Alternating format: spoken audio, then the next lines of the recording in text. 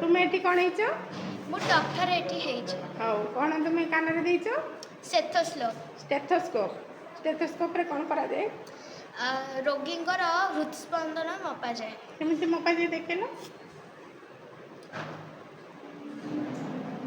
आउ कौन मपा जाए? 1 मिनिट रे केते थर हृदस्पंदन हुए? 1 मिनिट रे 72 थर स्पंदन हुए। ମୁଁ ପଞ୍ଚମ ଶ୍ରେଣୀର ଛାତ୍ରୀ। ମୁଁ ଆଜି ପ୍ରାଥମିକ ଚିକିତ୍ସା ବିଷୟରେ କିଛି କହିବି। ପ୍ରାଥମିକ ଚିକିତ୍ସା ଯାହା ହଠାତ୍ ଦୁର୍ଘଟଣା ଘଟିଲେ ବା ଡାକ୍ତର ଆସିବା ପୂର୍ବରୁ ଆମେ ଯେଉଁ ଚିକିତ୍ସା କରିଥାଉ ତାହାକୁ ପ୍ରାଥମିକ ଚିକିତ୍ସା କୁହାଯାଏ। ଘରେ ଏବଂ ବିଦ୍ୟାଳୟରେ ଓ ଡାକ୍ତରଖାନାରେ ଏହି ବକ୍ସ ଥାଏ। ଏହି ବକ୍ସର ନାମ ପ୍ରାଥମିକ ଚିକିତ୍ସା ବାକ୍ସ। ଏହି ବାକ୍ସରେ ତୁଳା, କଇଁଚି, ବ୍ୟାଣ୍ଡେଜ, ଗଜ କପଡ଼ା, ଅଏଲମେଣ୍ଟ, ଡେଟଲ ଓ ସିରାପ ଥାଏ। ମୋ ନାମ ସୌମ୍ୟଜିତ ନାୟକ। ମୁଁ ଚତୁର୍ଥ ଶ୍ରେଣୀରେ ପଢ଼େ। ମୁଁ ସରକାରୀ ପ୍ରାଥମିକ ବିଦ୍ୟାଳୟ ଆଦର୍ଶନଗର ସେକ୍ଟର 11 ସ୍କୁଲ ପଢ଼େ। ଆଜି ମୁଁ କହିବି ଡକ୍ଟର ଏପିଜେ ଅବଦୁଲ କଲାମଙ୍କ ବିଷୟରେ। ଏହା ହେଉଛି ଡକ୍ଟର ଏପିଜେ ଅବଦୁଲ କଲାମଙ୍କ ଚିତ୍ର। ଡକ୍ଟର ଏପିଜେ ଅବଦୁଲ କଲାମ ଜଣେ ପ୍ରସିଦ୍ଧ ବୈଜ୍ଞାନିକ ଏବଂ ଭାରତର 11ତମ ରାଷ୍ଟ୍ରପତି ଥିଲେ।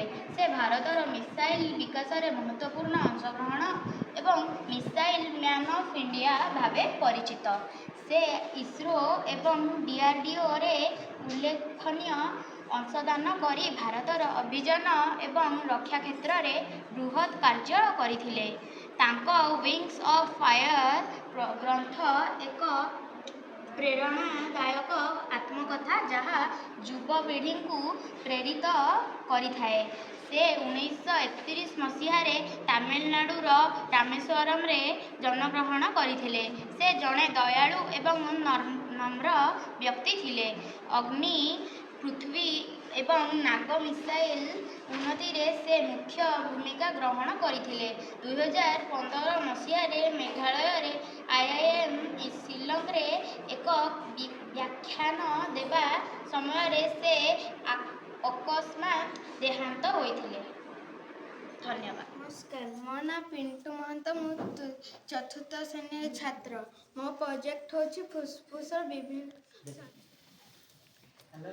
ନାକରୁ ଶ୍ୱାସକ୍ରିୟାରୁ ଫୁସ୍ଫୁସ୍ ପର୍ଯ୍ୟନ୍ତ ଅମ୍ଳଜାନ ଯାଉଛି ଓ ଅଙ୍ଗାରକାମ୍ଳ ଛାଡ଼ୁଅଛି। ନମସ୍କାର, ମୋର ନାମ ଆଦ୍ୟାଶା ପ୍ରିୟଦର୍ଶିନୀ। ମୁଁ ଏଠାରେ ଆଜି ବାୟୁ ପ୍ରଦୂଷଣ ବିଷୟରେ କହୁଛି। ଏହି ବାୟୁ ପ୍ରଦୂଷଣ ଯୋଗୁଁ ଲୋକମାନଙ୍କୁ ବହୁତ ରୋଗ ହୋଇଥାଏ। ଏହି ବାୟୁ ପ୍ରଦୂଷଣରେ ଲୋକମାନଙ୍କୁ ଓ ପଶୁପକ୍ଷୀମାନଙ୍କୁ ବହୁତ ହାନିକାରକ ଅଟେ। ଏଠାରେ ଲୋକମାନଙ୍କୁ ବାୟୁ ପ୍ରଦୂଷଣ ଯୋଗୁଁ ଶ୍ୱାସରୋଗ ଓ ଏସିଡ୍ ବୃଷ୍ଟି ରୋଗ ହୋଇଥାଏ। ଏହାକୁ ଆମେ ରୋକିବା ପାଇଁ ଆମେ ଅଧିକ ମାତ୍ରାରେ ଗଛ ଲଗାଇବା ଓ ବାଣ ଫୁଟାଇବା ନାହିଁ। ଆଉ ଅଧିକ ମାତ୍ରାରେ ଯାନ ଚଳାଚଳ କରିବା ନାହିଁ। ପ୍ଲାଷ୍ଟିକ୍ ବ୍ୟବହାର କମ୍ କରିବା। ଧନ୍ୟବାଦ। ମୋ ନାମ ବିଶ୍ୱପ୍ରକାଶ ରାଉତ। ମୁଁ ଦ୍ୱିତୀୟ ଶ୍ରେଣୀରେ ପଢ଼େ। ଖାଦ୍ୟ ଶସ୍ୟ ଏହା ଧାନ, ଏହା ମୁଗ, ଏହା ବିରି, ଏହା ମୁଗ, ଏହା କୋଳଥ, ଏହା ମସୁରୀ, ଏହା ମାଣ୍ଡିଆ, ଏହା ବୁଟ, ଏହା ମଟର, ଏହା ସୋରିଷ, ଏହା ହଳଦୀ କୋଉଟାକୁ ଆମେ ଡାଲି କରିକି ଖାଆନ୍ତି? ଏହା ଭିତରୁ ଏ ଖାଦ୍ୟ ଶସ୍ୟରୁ କୋଉଟାକୁ ଆମେ ଡାଲି କରି ଖାଆନ୍ତି? ହରଡ଼। ହଁ, ହରଡ଼ ଏଇଟା ନାଇଁ। ମୁଗକୁ ବି ଡାଲି କରିକି ଖାଆନ୍ତି ନାଇଁ। ବିରିରେ କ'ଣ ହୁଏ? ପିଠା। ହଁ, ହଉ। ନମସ୍କାର, ମୋ ନାମ ସୋନି ନାୟକ। ମୁଁ ପଞ୍ଚମ ଶ୍ରେଣୀର ଛାତ୍ରୀ। ମୁଁ ଜଙ୍ଗଲ ଓ ପଶୁ ସମ୍ପଦ ବିଷୟରେ କିଛି କହିବି। ଜଙ୍ଗଲ ଏକ ମୂଲ୍ୟବାନ ସମ୍ପଦ। ଆମ ରାଜ୍ୟରେ ପାର୍ବତ୍ୟ ଅଞ୍ଚଳ ଓ ମାଳାଞ୍ଚଳରେ ଅନେକ ଘନ ଜଙ୍ଗଲ ଦେଖିବାକୁ ମିଳେ। ଏହି ଜଙ୍ଗଲରେ ଶାଳ, ପିଆଶାଳ, ଶାଗୁଆନୀ, ବେତ ବାଉଁ ଗଛ ଦେଖିବାକୁ ମିଳେ। ଏହି ରାଜ୍ୟର ଉପକୂଳବର୍ତ୍ତୀ ଅଞ୍ଚଳରେ ବଣ ଓ ହେନ୍ତାଳ ବଣ ମଧ୍ୟ ଦେଖିବାକୁ ମିଳେ। ବନ୍ୟ ପଶୁମାନେ ମଧ୍ୟ ଜଙ୍ଗଲରେ ବସବାସ କରନ୍ତି। ସେମାନଙ୍କର ଜଙ୍ଗଲ ହେଉଛି ଏକ ଆଶ୍ରୟ ସ୍ଥାନ। ଆମେ ଜଙ୍ଗଲ ସହିତ ପଶୁପକ୍ଷୀମାନଙ୍କୁ ମଧ୍ୟ ସୁରକ୍ଷା ଦେବା, ଏହା ହେଉଛି ଆମର କର୍ତ୍ତବ୍ୟ। ଧନ୍ୟବାଦ। ଏ ନଡ଼ିଆ ଗଛ ହେଉଛି ଆମର କେଉଁ ସମ୍ପଦରେ ଯିବ? ଦିଦି ନଡ଼ିଆ ଗଛ ଆମର ଜୀବ ହେଉଛି ଦିଦି ତୁମେ ଯେଉଁ କରିଛ ପ୍ରୋଜେକ୍ଟ ଜଙ୍ଗଲ ସମ୍ପଦ ଓ ପଶୁ ସମ୍ପଦ, ଏଇ ନଡ଼ିଆ ଗଛଟା କେଉଁ ସମ୍ପଦ? ଜଙ୍ଗଲ ସମ୍ପଦ। ଏଇ ନଡ଼ିଆ ଗଛରୁ ଆମେ କ'ଣ ପାଇବା? ଦିଦି ନଡ଼ିଆ ଗଛରୁ ଦିଦି ଆମେ ନଡ଼ିଆ ପାଇବା। ଆଉ ପଇଡ଼ ପାଇବା? ଆଜ୍ଞା ଦିଦି। ହଁ, ଧନ୍ୟବାଦ। ଆଉ ପଶୁ ସମ୍ପଦ ଗୋଟେ ନାଁ କହିଲ? ଦିଦି ସିଂହ। ହଉ, ଧନ୍ୟବାଦ। ନମସ୍କାର, ମୋର ନାମ ବିଦ୍ୟାଶ୍ରୀ ଦାସ। ମୁଁ ପଞ୍ଚମ ଶ୍ରେଣୀର ଛାତ୍ରୀ। ମୁଁ ଯେଉଁ ବିଷୟରେ କହୁଛି ଏହା ହେଲା ସୋଲାର ପ୍ୟାନେଲ। ସୂର୍ଯ୍ୟ ସକଳ ଶକ୍ତିର ଆଧାର। ସୂର୍ଯ୍ୟ କିରଣକୁ କିପରି ଆମେ ବିଦ୍ୟୁତ ଶକ୍ତିରେ ପରିଣତ କରି ବଲ୍ ଫ୍ୟାନ୍ ଜଳାଇବା ଆମେ ଦେଖିବା। ଦେଖନ୍ତୁ, ଏହିଥିରେ ସୂର୍ଯ୍ୟ କିରଣ ପଡ଼ିଲେ ବଲ୍ଟି ଜଳୁଛି।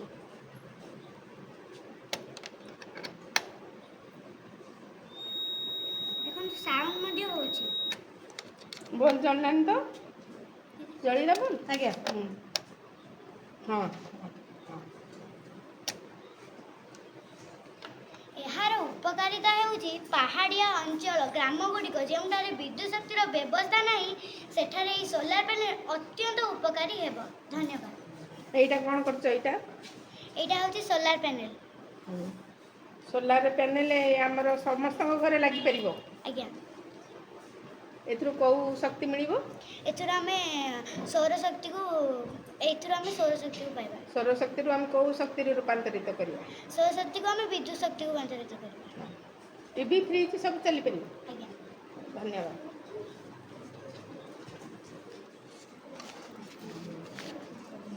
এটা তুলা, ଏଇଟା ব্যান্ডেজ, ଏଇଟା এটা কইঁচি, ଏଇଟା ডেটল, ବେଟା ଏଇଟା এটা ব্যান্ডেড, ଏଇଟା କ'ଣ? রক্তচাপক যন্ত্র, ଏଥିରେ କ'ଣ ମପାଯାଏ? ଏଥିରେ ହେଉଛି ଯେଉଁ ବ୍ଲଡ଼ ପ୍ରେସର। ଆଉ କ'ଣ କହିବ? ମୋ ନାମ କୃଷ୍ଣପ୍ରିୟା ନାୟକ। ମୁଁ ସୌରମଣ୍ଡଳ ବିଷୟରେ ମୋର ପ୍ରକଳ୍ପ ହେଉଛି ସୌରମଣ୍ଡଳ ଅଟେ। ସୌରମଣ୍ଡଳରେ ସୂର୍ଯ୍ୟ ଅନେକ ଗ୍ରହ ରହିଛନ୍ତି। ସେଗୁଡ଼ିକର ନାମ ହେଉଛି ବୁଧ, ଶୁକ୍ର, ପୃଥିବୀ, ମଙ୍ଗଳ, ବୃହସ୍ପତି, ଶନି, ୟୁରାସ୍, ନେପଚୁନ୍। ଆସ ସେଗୁଡ଼ିକ ବିଷୟରେ ଆମେ ଆଜି ଜାଣିବା। ସୂର୍ଯ୍ୟ ଆମକୁ ଆଲୋକ ଓ ତାପ ଦିଅନ୍ତି। ସୂର୍ଯ୍ୟ ଆମଠାରୁ ବହୁତ ଦୂରରେ ଅବସ୍ଥିତ। ସୂର୍ଯ୍ୟଙ୍କ ବିନା ପୃଥିବୀ ଜୀବନ ଶୂନ୍ୟ ହୋଇଯାଏ। ବୁଧ ହେଉଛି ସବୁଠାରୁ ଛୋଟ ଗ୍ରହ। ବୁଧ ହେଉଛନ୍ତି ସୂର୍ଯ୍ୟଙ୍କ ନିକଟତମ ଗ୍ରହ। ବୁଧରେ ଗୋଟିଏ ବର୍ଷ ହେଉଛି 88 ଦିନ। ଶୁକ୍ର ହେଉଛି ସୌରମଣ୍ଡଳର ଦ୍ୱିତୀୟ ଗ୍ରହ। ସୌରମଣ୍ଡଳର ସବୁଠାରୁ ଉତ୍ତପ୍ତ ଗ୍ରହ। ଅଧିକ ପରିମାଣର ଅଙ୍ଗାରକାମ୍ଳ ହେତୁ ଏହା ଉତ୍ତପ୍ତ ଗ୍ରହ।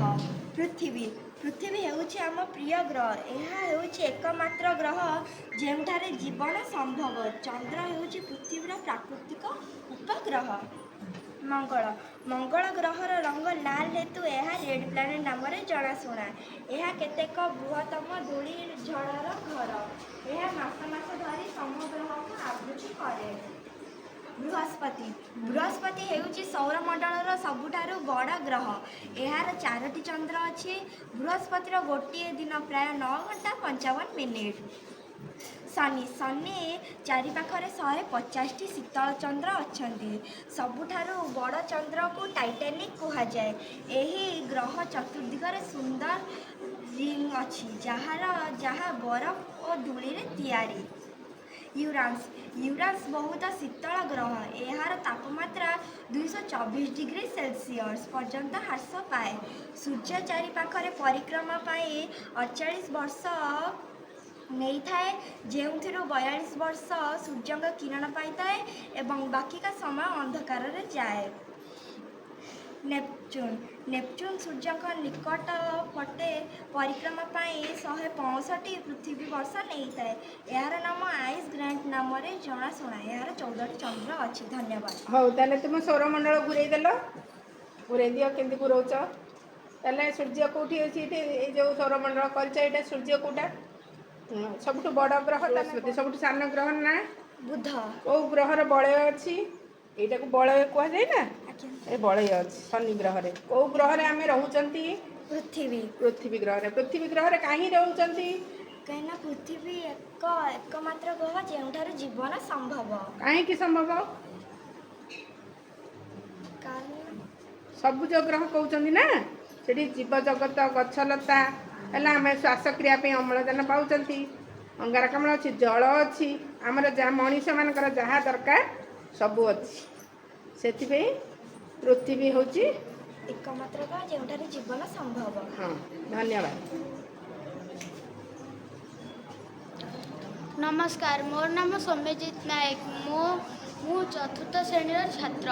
ମୋ ବିଷୟଟି ଦିନ ଓ ରାତି ମଡ଼େଲ ଉପରେ ଆଧାରିତ। ସୂର୍ଯ୍ୟ ଉଦୟ ଠାରୁ ଅସ୍ତ ହେବା ପର୍ଯ୍ୟନ୍ତ ଆମେ ଦିନ କହିଥାଉ। ଦିନରେ ଆମେ ବିଦ୍ୟାଳୟ ଯାଇଥାଉ ଏବଂ ଆମର ବିଭିନ୍ନ କାମ କରିଥାଉ। ସୂର୍ଯ୍ୟ ଅସ୍ତ ଠାରୁ ପୁଣି ଉଦୟ ହେବା ପର୍ଯ୍ୟନ୍ତକୁ ଆମେ ରାତି କହିଥାଉ। ରାତିରେ ଆମକୁ କିଛି ଦେଖାଯାଇ ନଥାଏ। ରାତିରେ ଆମେ ଶୋଇଥାଉ। ସେହିଭଳି ପୃଥିବୀ ନିଜ ଚାରିପଟେ ଘୂରିବା ପାଇଁ 24 ଘଣ୍ଟା ସମୟ ଲାଗେ।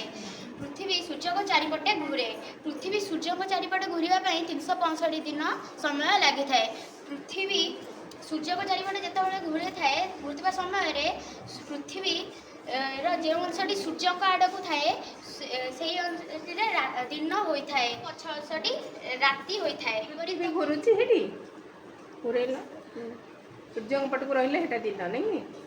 ହଉ କୁହ। ଭାରତର ବିପରୀତ ପାର୍ଶ୍ୱରେ ଅଛି ଯୁକ୍ତରାଷ୍ଟ୍ର ଆମେରିକା। ଭାରତରେ ଯେତେବେଳେ ଦିନ ଆଲୋକ ଥାଏ ସେତେବେଳେ ସେଇଠାରେ ରାତି ହୋଇଥାଏ। ଧନ୍ୟବାଦ। ତାହେଲେ ଯେଉଁ ଦିନ ରାତି ହେଉଛି କେଉଁ ଗତି ଯୋଗୁଁ ଦିନ ରାତି ହେଉଛି ଜାଣିଛ କି? ପୃଥିବୀ ନିଜ ଚାରିପଟେ ନିଜ ଅକ୍ଷ ଚାରିପଟେ ଘୁରିବା ପାଇଁ ରାତି ହୋଇଥାଏ। ସେଟା କି ଗତି କହନ୍ତି? ପୃଥିବୀର ଯେଉଁ ଆହ୍ନିକ ଗତି। ଦୁଇଟା ଗତି ଅଛି, ପରିକ୍ରମଣ, ଆବର୍ତ୍ତନ। ସେ କେଉଁ ଗତି ଯୋଗୁଁ ଦିନ ରାତି ହେଉଛି? ଆବର୍ତ୍ତନ। ହଁ, ଧନ୍ୟବାଦ। ଆବର୍ତ୍ତନ ଗତି ଯୋଗୁଁ